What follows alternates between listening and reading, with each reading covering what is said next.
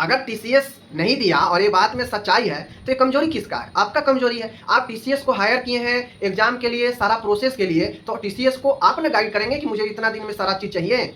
और लगभग 1 महीना हो गया आंसर की दिया हुआ, और इतने समय में अगर स्कोर कार्ड नहीं दिया है तो ये नाकामी टीसीएस का नहीं, ये हेलो डियर, वेलकम करता हूँ आप सभी को YouTube channel Rahul Mishra nursing पे। कुछ लोग हमारे पास जो है वीडियो भेजे और उन्होंने बताया कि देखिए टीसीएस का क्या मामला है। टीसीएस बोल रहा है, मतलब बीटीएससी बोल रहा है कि मैं टीसीएस की तरफ से ऐसा कुछ अभी जो है नहीं दिया गया है, तो क्या कुछ जो है इसका सच्चाई है। देखिए, मैं जो भी बात बोलता हूँ फैक्ट बोलता हूँ, सच्चाई बोलता हूँ, और मैं आपको ये चीज़ बताऊँगा कि जो अभी मामला लोग जा रहे हैं बीटीएससी के पास, तो वहाँ से बताया जा रहा है कि टीसीएस जो एग्ज़ाम कंडक्ट कराने वाली कंपनी है उसके तरफ से अभी स्कोर कार्ड को लेकर हमें कोई ऐसा नहीं दिया गया है। तो इसके पीछे का क्या सच्चाई है मैं आज की इस वीडियो में बताऊंगा। देखिए, टीसीएस एक काफ़ी हायर एफिशिएंसी वाला संस्थान है जो बड़े बड़े एग्ज़ाम को कंडक्ट करवाती है। टीसीएस, एसएससी, रेलवे, तमाम बैंकिंग, तमाम ऐसे सेक्टर में एसएससी का अपना दबदबा है ऑनलाइन एग्ज़ाम में, और टीसीएस एग्ज़ाम काफ़ी फेयर, काफ़ी अच्छे तरीक़ा से कंडक्ट जो है अपना करवाती है। टीसीएस में कोई ऐसा जो है अभी तक उसके एग्ज़ाम में धांधली का कोई ऐसा बात सामने नहीं आया है। स्मूथली, चूँकि ये टाटा ग्रुप का कंपनी है टीसीएस, तो इस पर विश्वास भी लोगों का ज़्यादा रहता है। अब जहाँ तक मैं बात करूँ कि एग्ज़ाम टीसीएस के द्वारा लिया गया, सबको पता है, लेकिन अभी बीटीएससी की तरफ से एक जुमला दिया जा रहा है, एक लोगों को ये मतलब धैर्य रखने के लिए, एक संतावना के लिए दे रहा है कि देखो भाई, बात ऐसा है कि जो टीसीएस कंपनी एग्ज़ाम ली है ना, वो हमें अभी स्कोर कार्ड से रिलेटेड चीज़ें हमको अभी नहीं सौंपी है। तो सबसे पहले मैं बता दूं कि ये सरासर स्टूडेंट को कहा जाए तो एक प्रकार से सांत्वना देने के लिए उनको कह दिया गया कि टीसीएस की तरफ से नहीं दिया गया। जबकि जो भी कंपनी से बॉन्ड होता है तो एजेंसी जो होती है वो संस्थान जो कनेक्ट है उससे कोऑर्डिनेशन करके हर चीज़ पर कब क्या करना है ये तय होता है।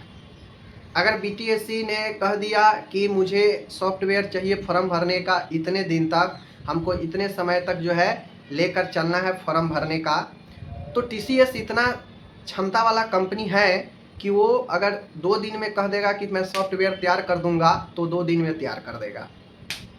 तो ये पूरी की पूरी कोऑर्डिनेशन पर निर्भर करता है।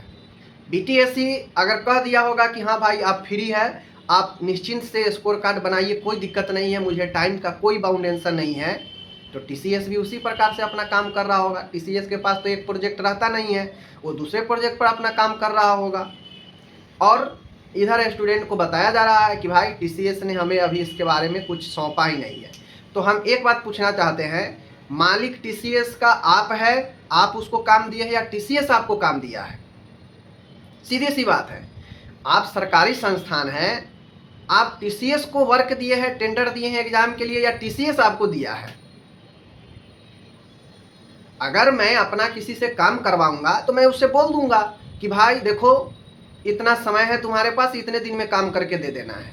चाहे कहीं भी होता है कि मैं तुम्हें पैसा दे रहा हूं तो उसके एवज में तुम मेरे समय पर सब चीज़ करो। क्या चुनाव भी है तो उस लेकर भी जो है सरकार और आयोग गंभीरता होना चाहिए कि इतना दिन में दे देना है।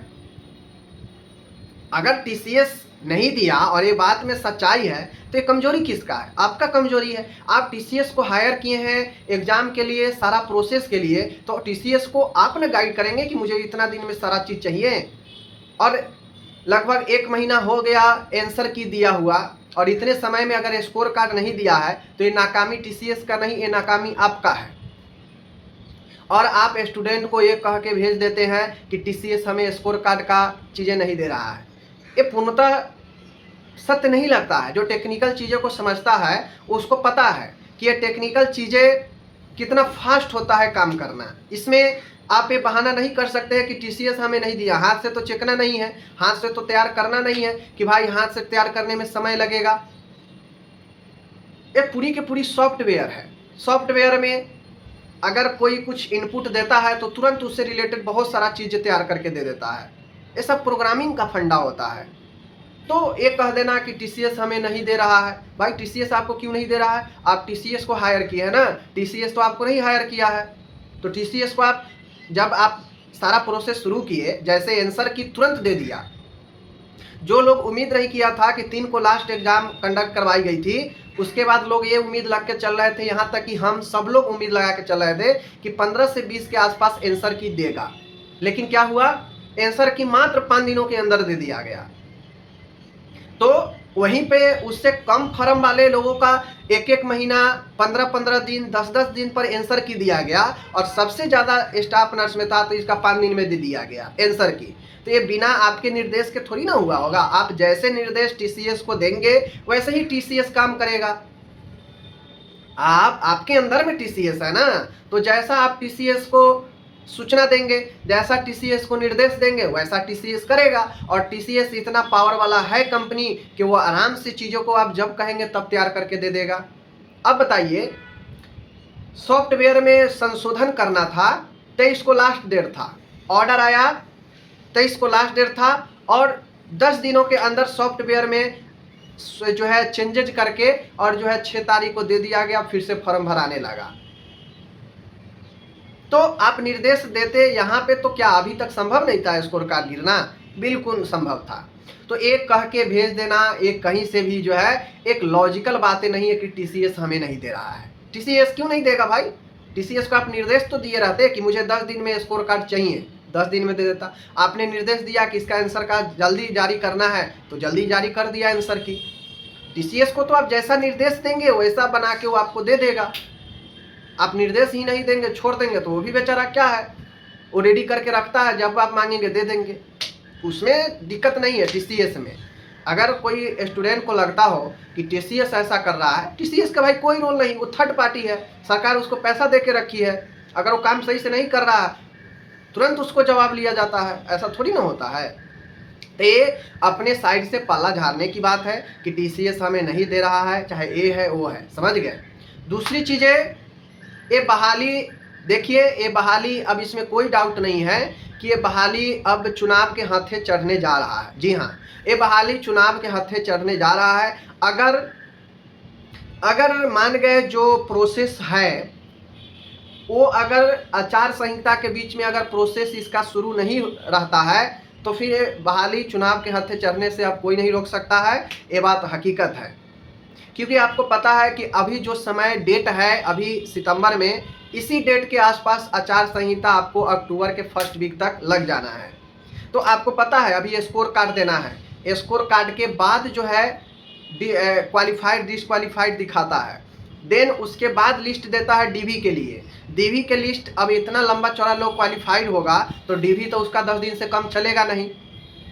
10 दिन नहीं, 8 दिन ही मैं मान लेता हूँ, 5 दिन ही मान लेता हूँ, 5 दिन डीवी चलेगा। 5 दिन डीवी चलने के बाद कौन डीवी में पकड़ाया, कौन गलत पाया, कौन सही पाया, सबका अपडेट होता है। फिर वेबसाइट पर उसको चढ़ाया जाता है, ऑब्जेक्शन लिया जाता है कि आपको इस डीवी में दिक्कत दिया गया है, आपको ऑब्जेक्शन है तो कीजिए।